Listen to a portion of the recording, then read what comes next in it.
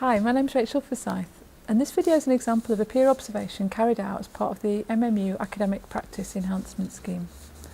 I was observed by Mike Lowe, who's a Senior Learning and Teaching Fellow, while I was teaching a session which is a Level 7 option for programme leaders. Mike and I met before the session to discuss what was going to be taught and afterwards for a debrief.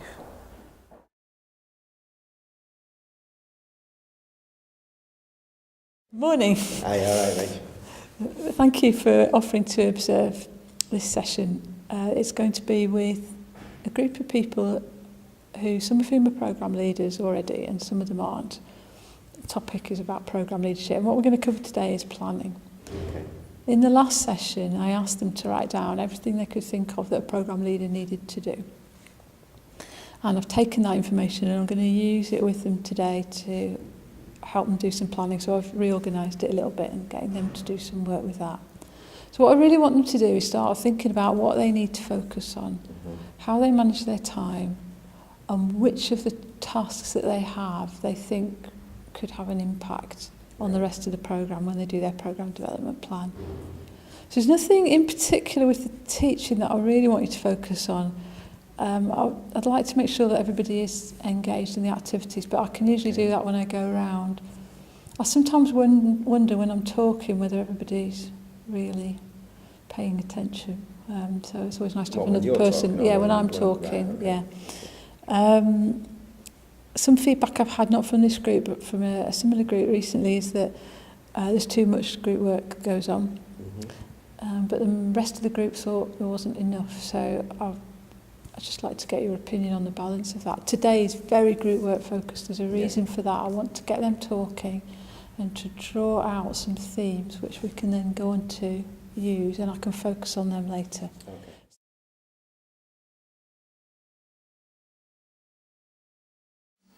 What can be delegated? So who might be able to do some of these things for you or with you?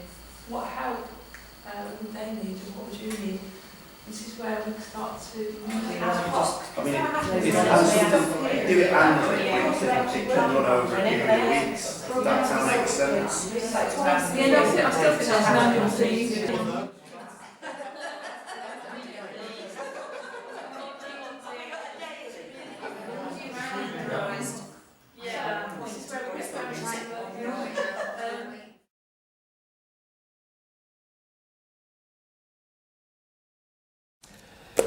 Rachel, great session. That was a real good session. What I was doing is I was looking at some of the things that you said, and I was going through some of the DAP requirements as well.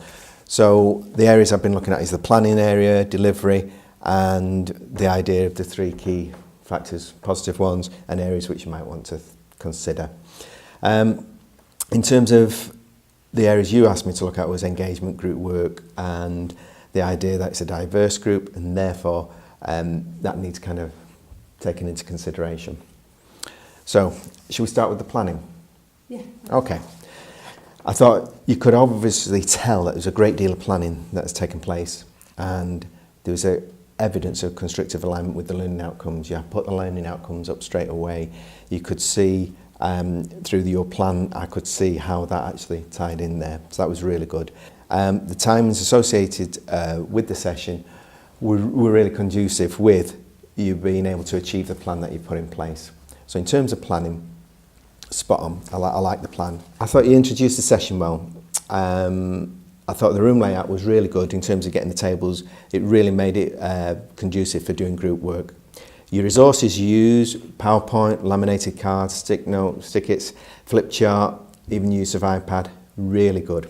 You demonstrated flexibility, especially in terms you had like the interruptions, you had the new person coming in who came in slightly late, you had then another person coming in slightly late, and then you had one of the group members coming in slightly late. So I thought the way you handled that was really good in terms of it didn't throw you off what you were doing, you just kept maintained your focus with it. So yeah, and so the general group, and that probably leads into general group management, which was really good. I like the idea that the other part of the flexibility was that when you were asking them to do something, when you gave them a task to do and you said, I want you to look at this, you actually divided the groups up. There was one big group and you divided it into two and said, oh, I'll tell you what, let's have a look at a comparison. So that was kind of obviously thinking on your feet, thinking out of the box a bit, and that was quite good.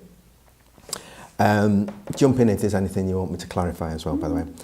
It was a good logical structure to the delivery with your introduction, your main body and conclusion.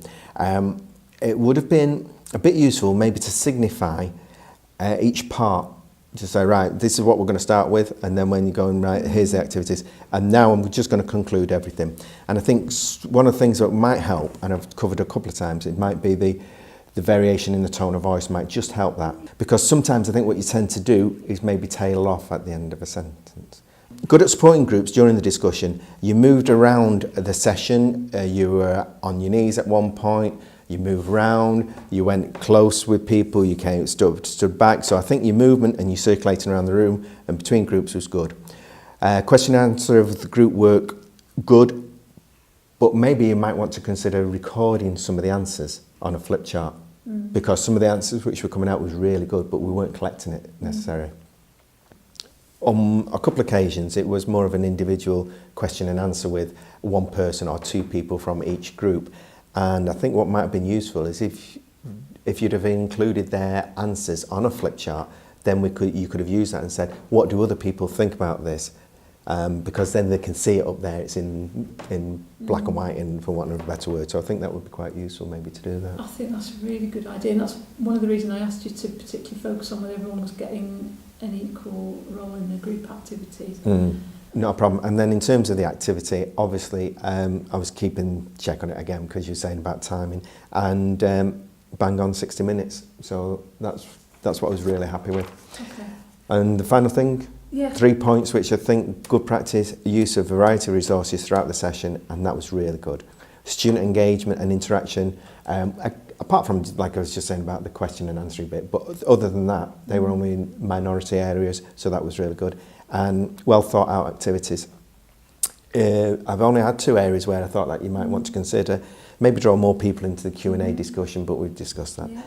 And just the kind of that tone of voice.